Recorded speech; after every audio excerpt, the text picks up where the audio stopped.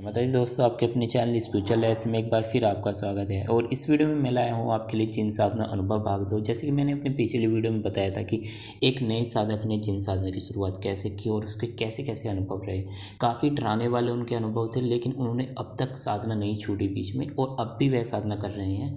और अब जानेंगे अनुभव भाग 2 में कि कैसा उनका अनुभव रहा, आगे उन्होंने किस किस चीज़ों का सामना करना पड़ा, किन किन समस्याओं का उन्हें सामना किया, क्या उन्होंने साधना कंप्लीट की और क्या उनको जिन सिद्ध हुआ। सभी बातें इस वीडियो में जानेंगे, तो वीडियो शुरू करते हैं। प्रणाम गुरुजी, आपने जिन साधना का अनुभव चैनल पर डाला उसके लिए आपका धन्यवाद। क्योंकि अपना अनुभव दूसरों तक पहुंचाने से दूसरों को काफ़ी कुछ जानने को मिलता है। क्योंकि इस क्षेत्र में मेरे जैसे कई नए साधक हैं जिनके पास न तो कोई गुरु है, न ही कोई अनुभवी मार्गदर्शक।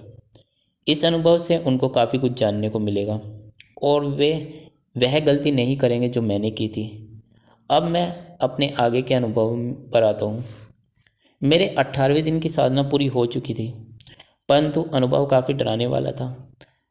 अगले दिन की साधना करने की मेरे अंदर हिम्मत नहीं हो रही थी। मन में यही विचार आ रहा था कि कहीं वह चुड़ैल दोबारा ना आ जाए।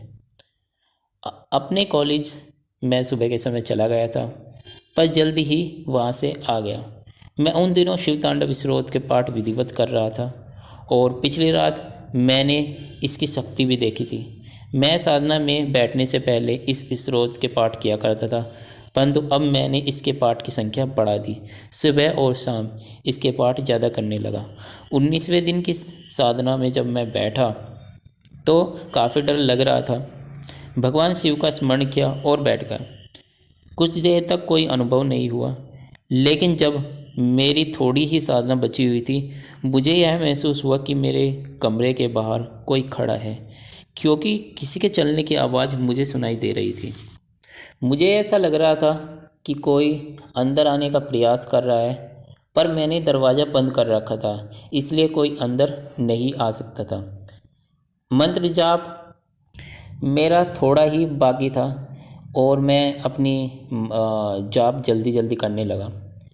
बाहर किसी के सांस लेने की आवाज़ आ रही थी, पर मैंने वहाँ ध्यान नहीं दिया और अपनी साधना पर ध्यान लगाया। अब कुछ देर बाद दरवाजे को खटखटाने की आवाज़ आने लगी। मैं समझ गया कि यह कोई हमारी फैमिली से नहीं है, क्योंकि अगर हमारी फैमिली से होता तो मुझे आवाज़ देता, या फिर कुछ ना कुछ ऐसे नहीं होता कि वह बाहर घूम भी रहा है, दरवाज़ा भी खटखटा रहा है, लेकिन मेरा नाम नहीं पुकार रहा और काफ़ी देर से बाहर खड़ा है। यह कोई और चीज़ है, मुझे ऐसा लग रहा था और मुझे अब डर लगने लगा। मैंने जल्दी जल्दी माला घुमानी शुरू करी। 2 बजने वाले थे और मेरी साधना अब भी थोड़ी सी बाकी थी। अब मुझे किसी की आवाज़ सुनाई देने लगी, जैसे कि कोई लड़की हो और वह मेरा नाम पुकार रही हो, और उसने मेरा 3-4 बार नाम पुकारा, पर मैंने उसके ऊपर ध्यान नहीं दिया और मैं चाह रहा था कि मैं जल्दी से जल्दी अपनी साधना पूरी करूं। और वह बार बार यह बोल रही थी कि मैं अंदर आ जाऊं, मैं अंदर आ जाऊं, लेकिन मैंने उसकी बातों का कोई जवाब नहीं दिया। तभी बहुत ज़ोर से दरवाजे पर किसी ने धक्का मारा और दरवाज़ा खुल गया। बाहर अंधेरा था, कुछ साफ साफ तो नहीं दिखाई दे रहा था, पर कोई लड़की वहाँ मुझे खड़ी हुई दिखाई दे रही थी, जिसका चेहरा तो नज़र साफ साफ नहीं आ रहा था, पर मुझे घूर कर वह देख रही थी। क्योंकि वह मेरी तरफ ही देख रही थी, तो इसलिए मुझे ऐसा दिखाई दे रहा था कि वह मुझे घूर रही है और वह कहीं और भी ध्यान नहीं दे रही थी, सिर्फ मुझे ही देख रही थी। और मुझे यह देखकर काफ़ी भय हुआ, मुझे काफ़ी डर लग रहा था और बस मेरा जाप होने ही वाला था। और मैंने सोचा, अब यह कौन है, यह क्या चाहती है। फिर मैंने आंखें बंद की और शेष जाप भी पूरा कर लिया। आंखें खोली तो देखा कि वह अब भी बाहर खड़ी है। दीपक में थोड़ा ही तेल बाकी था, तो मैंने तेल और डाल दिया। मैंने सोचा कि क्या करूं, मुझे बाहर जाना चाहिए या खड़े होकर दरवाज़ा बंद कर देना चाहिए। मुझे लगा कि यह शायद यही चाहती है और मुझे नुकसान पहुंचा सकती है। मेरे मन में यह विचार आया कि मुझे शिव तांडव स्रोत के पाठ करने चाहिए और भगवान शिव की शरण में जाना चाहिए, क्योंकि अगर उनकी शरण में गए तो यह मुझे नुकसान नहीं पहुंचा सकेगी। और मैंने शिव तांडव स्रोत के पाठ करने शुरू किए और मुझे कब नींद आ गई मुझे पता ही नहीं चला। सुबह जब आँख खुली तो देखा कि सुबह के 6 बजे हैं और बाहर कोई नहीं है। मैं अपने स्थान से खड़ा हुआ और अपने रूम में चला गया सोने के लिए। इस तरह मेरे 19वें दिन की साधना भी पूरी हुई, लेकिन अनुभव काफ़ी डराने वाला था। और सुबह के समय मैं तैयार होकर कॉलेज चला गया और फिर कॉलेज से सीधा घर आ गया। अब मुझे 20वें दिन की साधना की तैयारी करनी थी। मैं समझ गया कि यह साधना के सिर्फ 2 ही दिन शेष है और वह जिन अपनी पूरी शक्ति लगा देगा जिससे कि उसे मुझसे सिद्ध न होना पड़े। मैं शाम के समय मंदिर चला गया। मैं अब और ज़्यादा खतरा नहीं उठा सकता था। मैंने उन बाबा जी को जिन्होंने पहले भी मेरी सहायता की, जिन्होंने मुझे शिव तांडव स्रोत की विधि प्रदान की थी और जिसके कारण मेरी अब तक रक्षा हो रही थी, उन बाबा जी को मैंने सब कुछ बता दिया। उन्होंने कहा कि तुम्हें अब गुरु की आवश्यकता है। वह जिन सब कुछ जानते हैं कि कैसे तुम्हारी साधना को रोकना है, कैसे उसे खंडित करना है।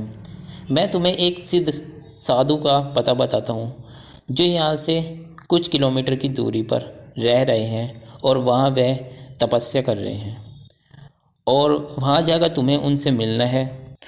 उन्होंने मुझे उस स्थान का पता बताया जहाँ पर वह सिद्ध साधु तपस्या कर रहे थे।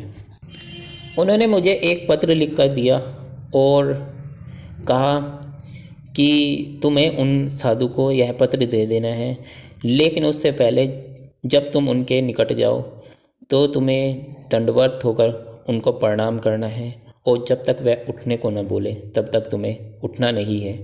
सिर्फ सिर झुकाए उनके चरणों में लेटे रहना है, चाहे कितना भी समय क्यों ना हो जाए।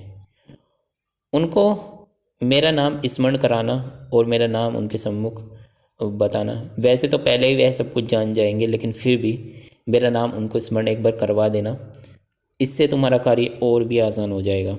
उन्होंने वह पत्र मुझे दे दिया और उन्होंने कहा कि जो कुछ वह साधु बोले बिना संकोच वह मान लेना और जाते समय यहाँ से सीधा उस साधु के पास ही जाना है तुमको, क्योंकि अगर तुम अब घर जाओगे तो तुम्हारे पास इतना समय नहीं रहेगा कि तुम उन साधु के पास जाओ और वहाँ से आ भी जाओ। तो तुम्हें जितना जल्दी हो सके अब यहाँ से निकलना चाहिए। और उन्होंने मुझे सब कुछ बता दिया। मैंने उनको प्रणाम किया और वहाँ से सीधा उस स्थान के लिए निकल गया जहाँ पर वह सिद्ध साधु तपस्या कर रहे थे। कुछ देर बाद मैं वहाँ पहुँचा, परंतु बताया गया था कि साधु वन में अंदर तपस्या कर रहे थे, क्योंकि ऐसे खुले स्थान में जहाँ आसपास लोगों का आना जाना रहता है वहाँ पर वह साधु तपस्या नहीं करते हैं।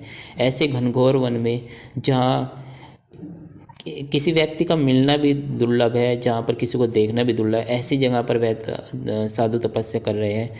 और तुम्हें वहाँ उस स्थान का मुझे उन्होंने पता बताया था और मैं उसी दिशा में चलने लगा जैसा कि उन्होंने मुझे बताया था।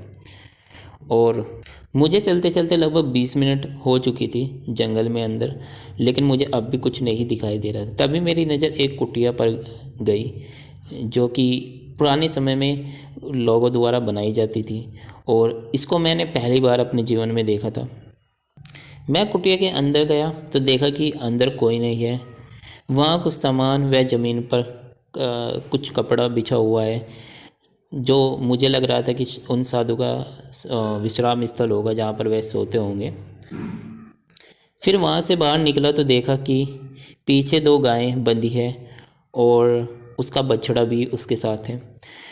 कुटिया के आसपास काफ़ी फूलों के पौधे थे जो उस स्थान को सुगंधित और सुंदर बना रहे थे।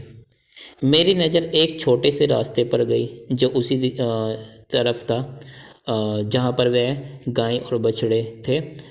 मैंने सोचा कि मुझे इस मार्ग पर चलकर देखना चाहिए, शायद वह साधु मुझे मिल जाए। तो मैं थोड़ी दूर उस रास्ते पर चला। मुझे एक चट्टान पर एक साधु बैठे दिखे जिनका मुख दूसरी तरफ था और मैं उनके पीछे था। जब मैं उनके निकट गया तो मैंने देखा कि उनके पास मोर, कुछ कबूतर और एक हिरन और सियार उनके पास है, जिनसे वह बात कर रहे थे। और वह वन्य जीव भी हिंसक न होते उनकी बातें बड़े ध्यान से सुन रहे थे। मुझे काफ़ी आश्चर्य हो रहा था। तभी मैंने उनके सामने सिर झुकाया और उनको दंडवत प्रणाम किया। उनकी नज़र जैसे ही मुझ पर गई, उन्होंने कहा कि आ गया तू, मैं कब से तेरा इंतज़ार कर रहा हूँ, तू कितनी देर से आया है। और फिर उन्होंने मेरी तरफ अपनी नज़र घुमाई और मुझे अपने चरणों में लेटे हुए देखा और अपना आशीर्वाद उन्होंने मुझे प्रदान किया। और यही नहीं, मुझे काफ़ी ज़्यादा विचित्र अनुभव उनके सम्मुख, और भी मुझे काफ़ी ज़्यादा विचित्र अनुभव देखने को मिले। ऐसी ऐसी बातें मुझे उनके द्वारा जानने को मिली जिसका मैं यहाँ पर वर्णन भी नहीं कर सकता, और आप उन बातों पर विश्वास भी नहीं करोगे। वह साधु अपने आप में महान है। ऐसा साधु मैंने अपनी ज़िंदगी में कभी नहीं देखा। और आसपास के वन्य जीव भी उनके प्रति हिंसक न होते हुए उनके साथ, जैसे कि उनके पालतू जानवर जैसे हमारे साथ रहते हैं, जैसे हम पालतू जानवर अपने घर में रखते हैं, वैसा व्यवहार उनके साथ करते हैं। बल्कि उससे भी अच्छा व्यवहार वह उनके साथ करते हैं, उनकी बातों को समझते हैं। और मैंने देखा कि उनके आसपास काफ़ी ऐसे पेड़ हैं, जैसे अमरूद के वृक्ष और भी फलों के वृक्ष उनके पास है, जिनसे वह फल ले लेते हैं, और वह काफ़ी हरे भरे वृक्ष हैं। मैंने वहाँ पास में ही एक शिवलिंग भी देखा था, जिसकी शायद वह साधु रोज़ाना पूजा किया करते थे। और भी मैंने बहुत कुछ वहाँ पर विचित्र विचित्र देखा। मैं जब वहाँ गया तो मुझे ऐसा लगा, जब मैं उन साधु के सम्मुख बैठा हुआ था, मुझे ऐसा लगा कि जैसे मैं किसी और ही दुनिया में आ गया हूँ। और वहाँ का वातावरण इतना शांत था, मेरा मन करा कि मैं बैठ जाऊँ ध्यान लगाने के लिए। मेरा मन तुरंत वहाँ पर जाकर बिना विचार के, बिना किसी चीज़ के, बिना किसी भी कोई भी ऐसा विचार मेरे दिमाग में नहीं आ रहा था जिसके कारण मैं परेशान हूँ, या मेरे दिमाग में ऐसा कोई विचार आ रहा हो जिसकी वजह से मैं साधना की वजह से परेशान हूँ। वहाँ पहुँचने से पहले मैं काफ़ी ज़्यादा परेशान था, काफ़ी ज़्यादा नर्वस फील कर रहा था। लेकिन जब मैं वहाँ पर पहुँचा, बिल्कुल काम मैं हो गया, और मेरी मन ऐसी शांति का अनुभव मैंने कभी नहीं किया था। गुरुजी, मैं अपने आगे के अनुभव अपने आगे पत्र में लिखकर भेजूँगा, और जिससे नए साधकों को और जो साधना क्षेत्र में पुराने हो चुके हैं उनको भी काफ़ी कुछ जानने को मिलेगा और देखने को मिलेगा कि एक चमत्कारिक साधु, एक सिद्ध साधु किस प्रकार के होते हैं, उनका जीवन कैसा होता है। और मैंने उनके पास अपना कुछ समय उनको दिया और उन्होंने मेरी काफ़ी सहायता की। और आगे पत्र में मैं काफ़ी कुछ इसमें बताने वाला हूँ, किस प्रकार मैंने आगे की अपनी साधना कंप्लीट की। प्रणाम गुरुजी। तो आज का इनका अनुभव काफ़ी अच्छा था, काफ़ी छोटा इन्होंने अनुभव अपना भेजा था, छोटा सा पत्र था, लेकिन उस पर मैंने वीडियो बना दी। मैं नहीं चाहता था हमारे दर्शक थोड़ा और इंतज़ार करें इस अनुभव का, और बस मैंने इसके ऊपर वीडियो बना दी। और जैसे ही उनके आगे का अनुभव आता है उस पर भी मैं जल्दी ही वीडियो बना दूँगा। और बने रहिए हमारे साथ। कैसा आपको यह उनका अनुभव लग रहा है बताइए, हमको कमेंट कीजिए और चैनल को सब्सक्राइब कीजिए, वीडियो को लाइक कीजिए। धन्यवाद। जय श्री राम।